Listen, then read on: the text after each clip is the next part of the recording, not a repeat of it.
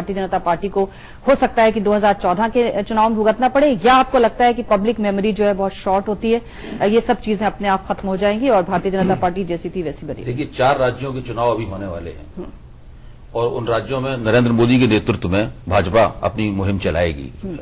पहली बात तो उन 4 राज्यों विधानसभाओं के नतीजों पर काफी कुछ निर्भर है कि भाजपा की राजनीति में जो टेस्ट मैच खेला जा रहा है वो किस दिशा में जाएगा।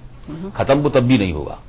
घुड़सवार चलाया है, उसकी वजह से वो राजनीति और भी ज्यादा खतरे में पड़ गई है। ओके, पवन जी, खासतौर से नीतीश कुमार जो हैं वो ममता बनर्जी और नवीन पटनायक के साथ में एक संघीय मोर्चे का भी जो एक कॉन्सेप्ट इवॉल्व कर रहे हैं, क्या आपको लगता है उसमें भी कुछ दम होगा?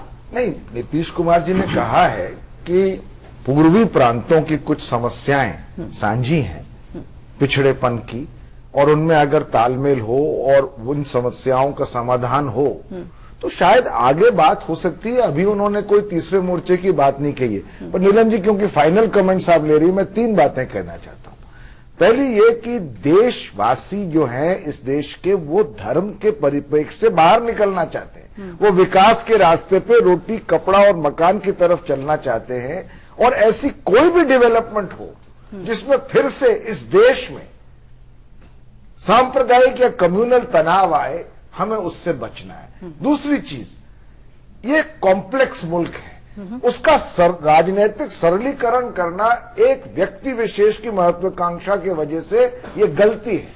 तीसरी चीज, इस देश में नेतृत्व के ऊपर बहुत जल्दी से निर्णय लेना किसी पार्टी के लिए, मैं किसी का नाम नहीं ले रहा, किसी पार्टी की तरफ विशेष संकेत नहीं कर रहा हूं, जल्दी में लेना, जैसे अब नहीं हुआ तो कब होगा। पर आप लोग तो मजबूर कर रहे हैं भारतीय जनता पार्टी को कि आज ही बता दो, क्योंकि हमने कहा है। और देखिए, ये एक सिद्धांत की बात है। हाँ। आम आदमी अगर नहीं जाने, बिहार में हम जान रहे हैं कि बीजेपी के मंत्री अपना कामकाज भी नहीं कर रहे हैं, तो उस हिसाब से तो लग रहा है कि बहुत जल्दी। इस पे भी नीतीश कुमार जी ने कहा, शरद यादव ने कहा है कि जल्द से जल्द पार्टी की एक बैठक होगी, विचार विमर्श। अशोक जी, फाइनल कमेंट्स, अब आगे का रास्ता खासतौर से भारतीय जनता पार्टी के बीच, जब इस तरह के बवंडर और इस तरह के क्रिकेट मैच जो कि चलते रहते हैं वो होते रहते हैं, क्या दिशा और दशा नजर आ? 2 चीजें कहना चाहूंगा। एक, भाजपा की जो चुनावी स्ट्रैटेजी है उसमें एक परिवर्तन आया है। अगर हम 99 या 2004 से कंपैरिजन करें, 1999-2004 में अटल जी थे, मगर भाजपा एक अपने एनडीए को, गठबंधन को बढ़ाओ और रीजनल पार्टीज को ले आओ, 22 पार्टी, 23 पार्टी, 24 पार्टी, जितने भी। भाजपा का अप्रोच थोड़ा अलग है और हमें मानना पड़ेगा अलग है। सही है गलत है ये दूसरी बात है, मगर थोड़ा अलग है। भाजपा को लगता है कि अटल बिहारी वाजपेयी के बाद उनको एक पहला नेता मिला नरेंद्र मोदी में, जो उनकी अपनी सीटें ज्यादा से ज्यादा आगे ले जा सकता है। हो सकता है ये गलत हो सकता है सही हो, मुझे नहीं पता, मगर ये बीजेपी का अप्रोच है। इसीलिए इस चुनाव में वो अपने नेता को ज्यादा एम्फोसिस दे रहे हैं और गठबंधन को थोड़ा कम। पता है अभी तो आपने अडवाणी जी को मना लिया, अब दोबारा तो नहीं वो रूठ जाएंगे? नहीं। या ये मनाने रूठने का सिलसिला चलता रहेगा? ये मनाना रूठने का सिलसिला तो परिवार के अंदर में ऐसा तो कभी हुआ नहीं है कि 2 व्यक्तियों के बीच में मनाना रूठना ना हो। शादीशुदा में होता है, बच्चों बाप में होता है, मतलब ये तो फिर कहना कि परिवार है, तो मुझे लगता है इसकी कल्पना अलग हो जाती है।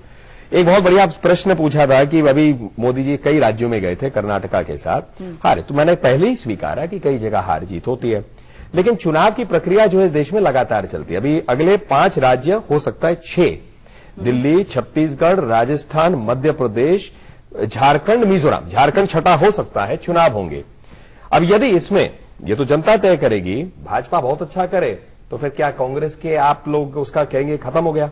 बिहार और यूपी में क्या शानदार प्रदर्शन रहा राहुल गांधी जी का, तो क्या हम कहेंगे कि राहुल गांधी जी नेता नहीं है कांग्रेस के? तो ये हार जीत जो है चलती रहती है। इस दल इनके साथ है, तब अटल जी का करिश्माई जो व्यक्तित्व था, उन्होंने सबको बांधा था। अब जो वस्तुस्थिति है वो हम देख रहे हैं कि मोदी को अगर आगे बढ़ा रहे हैं तो जेडीयू इनसे छिटक रहा है, पहले ही दल आगे बढ़ चुके हैं। तो भारतीय जनता पार्टी और एनडीए, इन दोनों के बीच में तालमेल और क्या होगा इनका, ये एक बड़ा सवाल है। और क्या इस सवाल का जवाब आप? ये बहुत ही सही आपने फरमाया, बहुत बड़ा सवाल है। और ये सवाल यही है कि जो हमारे देश का जो ढांचा है, जो सामाजिक ढांचा है, ये किस तरह के का प्रशासन देखता है, किस तरह की राजनीति का स्वरूप खोजता है, इसका मर्म क्या है। हम एकदम एक तरफ इधर जाएं या उधर जाएं।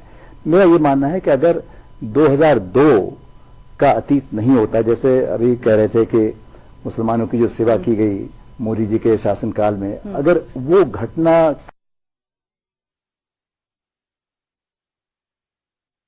एकदम नीचे साउथ की ओर गया है, सारा पे सारा आरोप, इसलिए वो कॉम्बिनेशन वहां काम कर रहा है। इसमें कई अति गंभीर आरोप हैं, इसलिए मैं इसमें स्पष्टीकरण कर रहा हूं।